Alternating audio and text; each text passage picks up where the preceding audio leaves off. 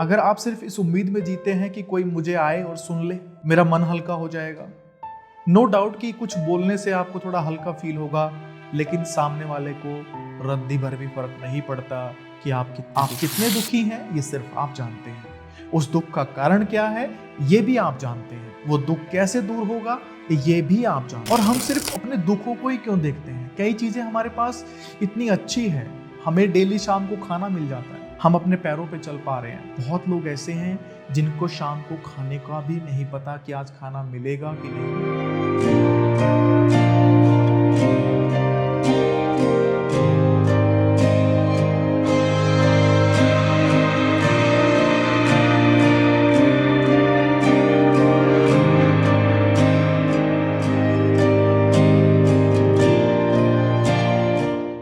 नमस्कार, मैं colonel Chandila, founder and CEO JPJ construction private limited. दोस्तों, आज का जो वीडियो है बड़ा इंपॉर्टेंट है और ये वीडियो स्पेशली उन लोगों के लिए है जो अपने दुख दूसरों को सुनाना चाहते हैं। अगर आप सिर्फ इस उम्मीद में जीते हैं कि कोई मुझे आए और सुन ले, मेरा मन हल्का हो जाएगा।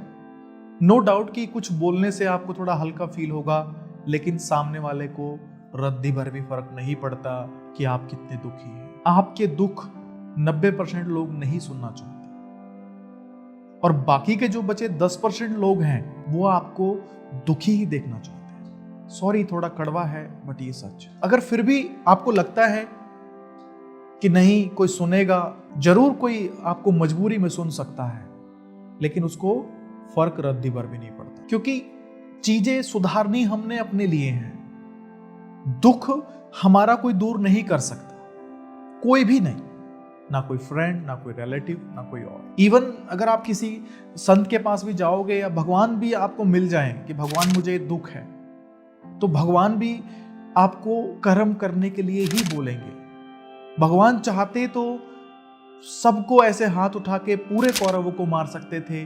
जो पांडव थे उनसे लड़ाई भी करवाई, उन्होंने अज्ञातवास भी सहा, वो 13 साल वन में भी रहे, उन्होंने इतने सारे दुख देखे, तब जाके एक सॉल्यूशन निकला और उनका राज्याभिषेक हुआ। तो जब कोई हमारे दुख दूर कर ही नहीं सकता और सब कुछ करना हमने ही है, हम ही ने मेहनत करनी है, हम ही ने अपना दुख दूर करना है, तो फिर हम क्यों किसी के सामने रोएं?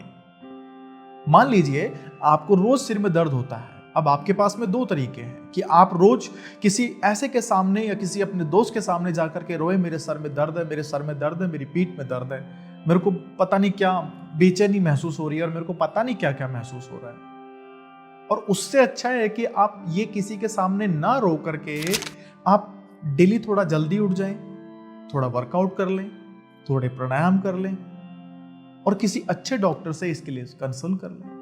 अब आप खुद देखिए कि किसी के सामने रोने से वो दुख दूर होगा कि जो सेकंड मैंने बोला है इसको करने से वो दुख दूर होगा। दुख आपका कोई नहीं मिटा सकता और ना आपके दुख में किसी को इंटरेस्ट है। आप कितने दुखी हैं ये सिर्फ आप जानते हैं।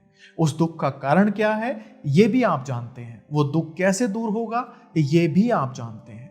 हो सकता है, लेकिन जो उसके लिए जो स्टेप लेने पड़ेंगे, जो कुछ ऐसे डिसीजन लेने पड़ेंगे, वो आप लेने को तैयार नहीं हैं, तो आपको लगता है कि इस दुख का कोई भी सॉल्यूशन नहीं है, जबकि ऐसा होता नहीं। जब महाभारत में पांडव और कौरवों का बंटवारा हुआ हस्तिनापुर को लेकर के, दुर्योधन ने और उसके जो मामा शकुनी थे उन्होंने बड़ी चतुर चालाकी से पांडवों को खांडव परस दिला दिया। ऐसी भूमि जो बिल्कुल बंजर थी, जहां पे जंगली घास, पेड़ पौधे ये सब उगे हुए थे, और एक था हस्तिनापुर बसा बसाया साम्राज्य। अब सोचिए, जो पांडव थे अगर उनको हस्तिनापुर में से आधा हिस्सा करके उनको मिल जाता तो वो शायद अगले दिन ही जाकर के मखमल के बेड पे सो सकते थे, बढ़िया सिंहासन यूज कर सकते थे, मतलब सब चीज बनी बनाई मिल गई। लेकिन जब उनको खांडव परस मिला तो वो बड़े दुखी हो गए और वो इतने चिंतित हो गए, एक दूसरे को कंप्लेन करने लगे, देखो हमारे साथ कितना अन्याय हुआ, कितना अन्याय हुआ। लेकिन जब भगवान श्री कृष्ण उनसे मिले तो उन्होंने कहा कि तुम्हारे साथ कोई अन्याय नहीं हुआ,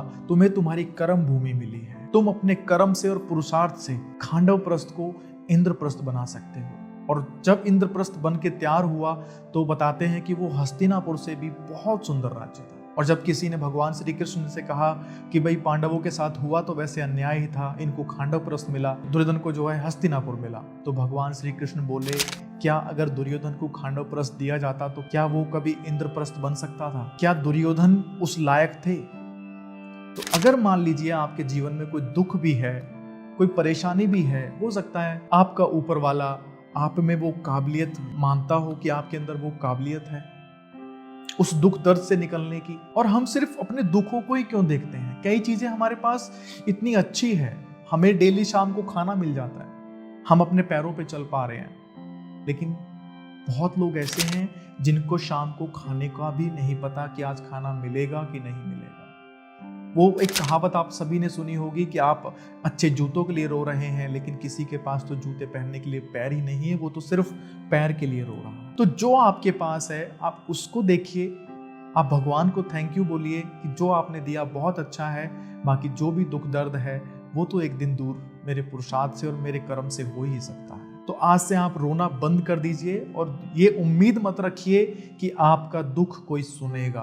अपना दुख आप अपने आप को भी मत सुनाइए। उस दुख को कैसे दूर किया जाता है ये जरूर अपने आप को सुनाना है, तो वो दुख जरूर दूर हो जाएगा।